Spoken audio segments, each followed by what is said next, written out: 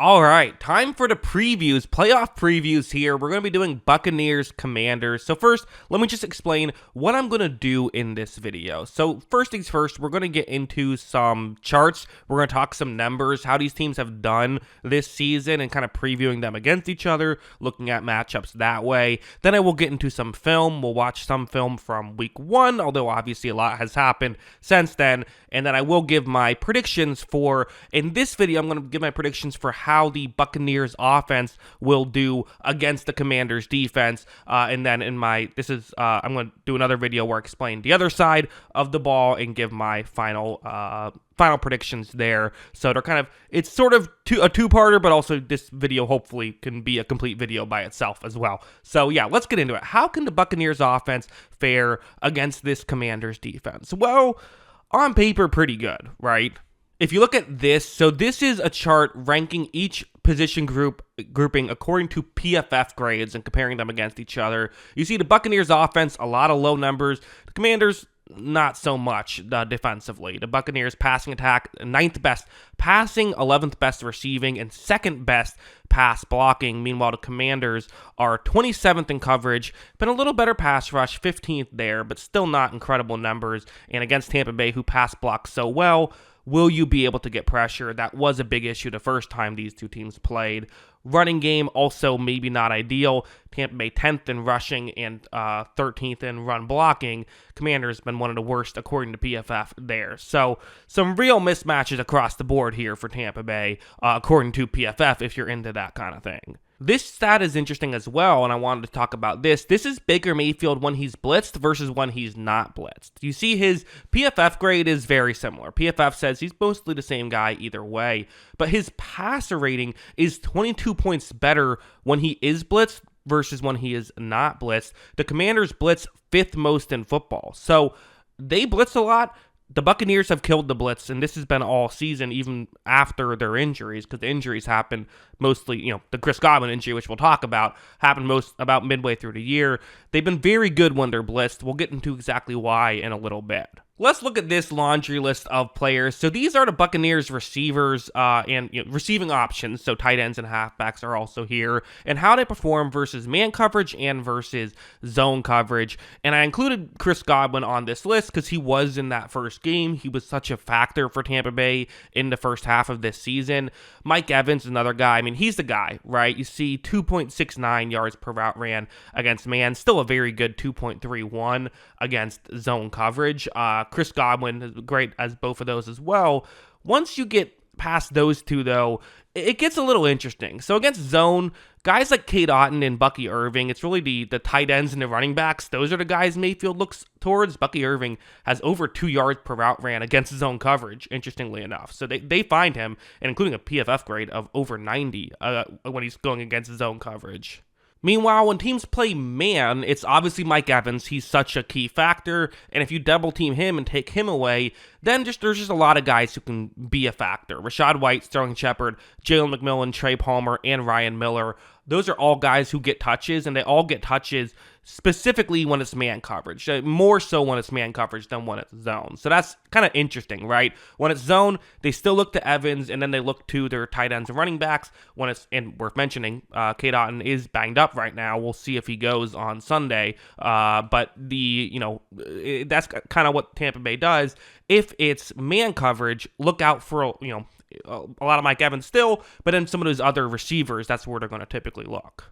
We can go through the numbers the first time these two teams played. I don't know how much we want to get into it, but we can touch on it because obviously, as I mentioned, these two teams were just completely different. It was week 1 this season. There are multiple week 1 rematches in this playoff in these playoffs. The Eagles and the Packers also are doing that. But you see, Mayfield was dominant in this game. The passing attack was dominant. He ended up with just shy of 10 yards per attempt, 4 touchdowns to no interceptions. But you look at the receiving list, Chris Godwin was the leading receiver. Godwin will not be playing in this game, so that's a huge factor. Now, Rashad White was still a factor in this one. Mike Evans was a factor, but of course, if Chris Godwin's doing that stuff, there's mismatches, sorry, and things of that nature going on. So some other players like Jalen McMillan had a 31-yard touchdown, which we will talk about. But as a whole, it really was kind of the top three guys for the Buccaneers passing attack. The rushing is also interesting. So you see, Bucky Irving was actually their leading rusher in this game, despite only 9 carries. Rachaad White had more. Bucky Irving has kind of turned into running back 1, although White will mostly play on third downs, so the snaps kind of go that way. That's really interesting to me, because, again, Bucky Irving, we didn't realize what he was week 1. No one realized that he was kind of a real factor in this Buccaneers offense that early on in the season. Now that we know that, I wonder if they'll try to get him more carries. He was really effective. As you can see, 6.9 yards per carry. But what's interesting is a lot of those carries were a bit more untraditional. We can use that to get into some film. So like right here, you see, this is what Liam Cohen likes to do a lot, is he doesn't just run up the gut, he'll do these more exotic rushes, and when he tried this the first time these two teams played, they were effective. You see Bucky Irving, who was lined up as a wide receiver, they have 2 halfbacks on this play. You see Baker Mayfield's going to just flip it. I believe that might have actually been ruled a pass, but either way, it's the same effect, right? You're getting the ball in his hands in a more non-traditional way, and it's effective. So that's something to pay attention to going into this game. I think you'll see a lot more Bucky Irving. I think you could see him being more effective in this game as well. Now we got to go over here, because so much of this Buccaneers offense this season has gone with number 13, Mike Evans, who is such a force for this team and matters so much. He was a big factor in this game. We saw some opportunities like this where you see he has a one-on-one matchup. As you see, him and Benjamin St-Juste are going to fight for this ball, and Evans is going to win that battle. It's a great catch. Of course, there is something that has to be mentioned in this game. You have Mike Evans and Marshawn Lattimore playing against each other. Now, we don't know if Lattimore will play. He's barely had playing time this season.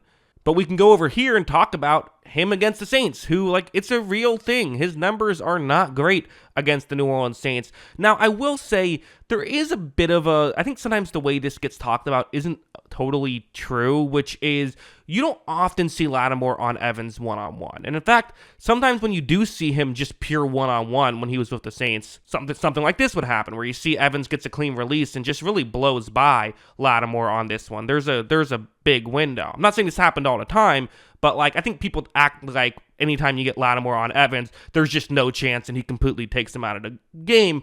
When a lot of times what happened was Lattimore is great at everything except potentially getting burned deep when he plays Evans. The Saints would put a safety over the top, and then he would just completely blanket him. This time the throw was overthrown, but I do wonder if I'm the Commanders, I think you have to try something like this. But could things go wrong? Could they try to be a little bit aggressive, put Lattimore on Evans one-on-one, and then could Evans win down the field? Or does Lattimore take Evans out of the game? And if he does that, it will come down to Tampa Bay's other receivers. As I mentioned, Jalen McMillan did have a 30-plus yard touchdown in this game, although it wasn't really just winning one-on-ones, because, that's what it's going to come down to some degree. If Evans does get taken out of the game, other guys will have to step up, like the guys who I mentioned who can win in man. The other receivers, they'll have to make things work.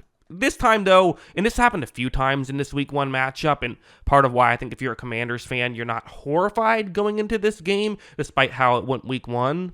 You see when Mayfield takes the snap, it's McMillan's route, the deeper route. It was cover 3 zone, and just no one picked him up. It's a blown coverage, and the Commanders had a lot of this as the season was young. They've gotten better at this as the season has gone on. As you see, Mayfield's going to make the throw here. They're able to get a touchdown, so really good stuff there by Mayfield and by the Buccaneers, but also the Commanders did not play defense well on that play. You have to assume they will start to play defense better the second time they play. So as a whole, to give kind of a final recap for how I view this game on this side of the ball going, Evans is obviously such a big part of it, and if the Commanders can take out Evans, be it by having Marshawn Lattimore or just by double-teaming him, it is going to come down to those secondary receivers. The Commanders have just not been great at covering there. I don't really see why this would be that much worse. I know the Buccaneers aren't great when it comes to receiver depth, but they've been good enough this season. Mayfield's been good enough at locating the open guys. I don't really think that's a great key to success, although it is better than letting Evans beat you.